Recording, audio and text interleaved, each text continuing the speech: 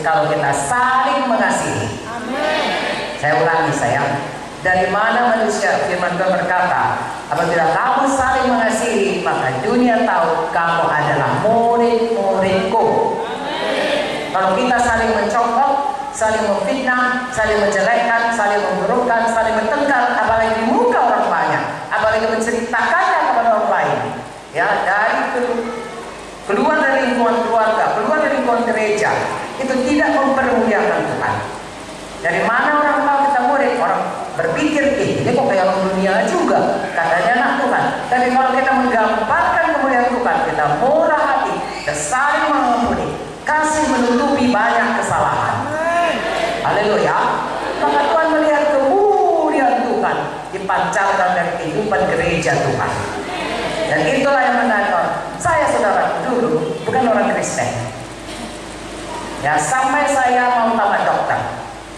Begitu zaman saya dulu, satu namanya ujian agama, satu namanya ujian manipulasi. Kalau sekarang kewiraan atau tata negara.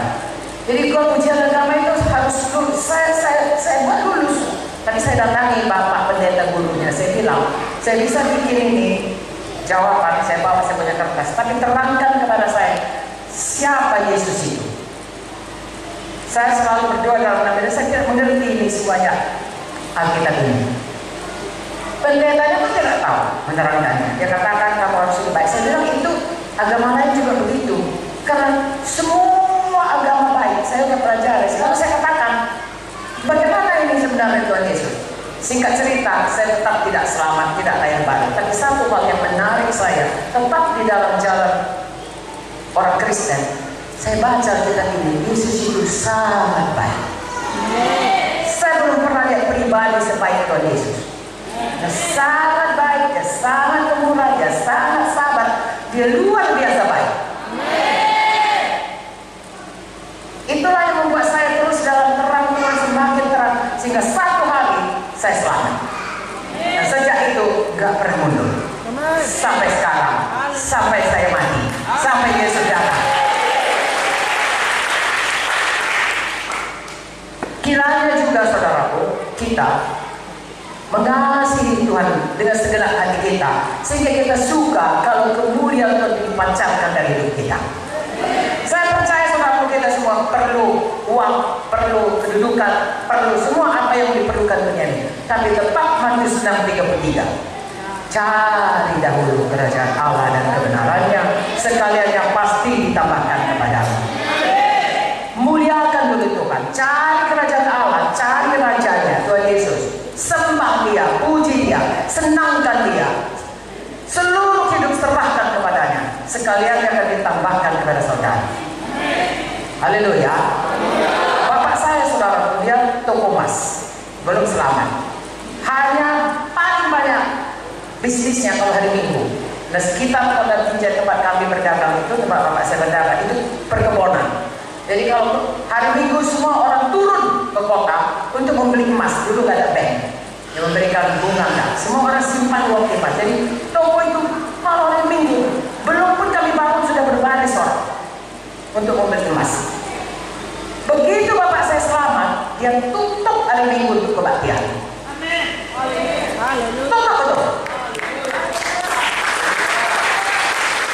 Tapi bapak saya punya satu iman seperti tadi firman Tuhan, yang percaya cari dahulu kerajaan Allah kebenarannya, sekalian ditambahkan kepadamu.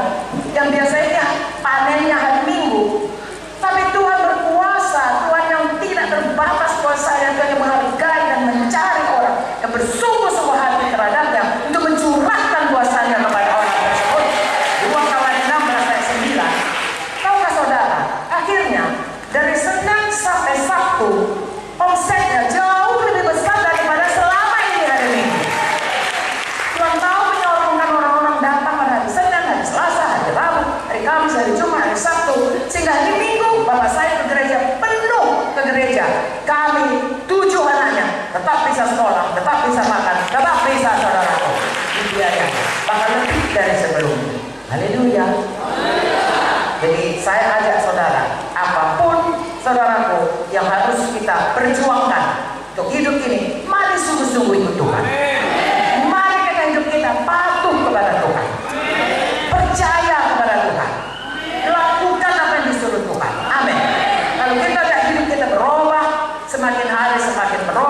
sesuai dengan apa yang terang kita dapat dari firman. Misalnya kalau dulu saya, saudaraku, orang bilang saya orang baik, tapi saya punya prinsip yang sangat tidak ada kita bilang. Apakah itu? Saya nggak mau ganggu orang. Kamu jahat sama orang, tapi jangan jahat sama saya. Sekali dia jahat, seumur hidup saya nggak mau kawan lagi sama dia. Saya pikir itu betul, karena saya belum dapat terang Tuhan, belum dipahami. Satu hari saya dapat firman Tuhan yang mengatakan, kalau orang jahat pun ampuni dia, berkati dia, doakan dia. Haleluya, musuhmu pun didoakan. Berubah saya, saudara. Saya bisa orang jahat pada saya tidak mau membalas, saya doakan dia. Bahkan kalau bisa timbun bara api, artinya bikin baik sama dia, supaya dia berubah. Berubah hidup saya, saudara. Mengapa? Karena dari firman Tuhan ini. Saya ajak saudara, saya tidak tahu kita ini masing-masing perjuangannya apa. Ya, ada orang perjuangannya mungkin roh-roh pornografi, saudara bisa bebas. Tidak perlu terikat di situ.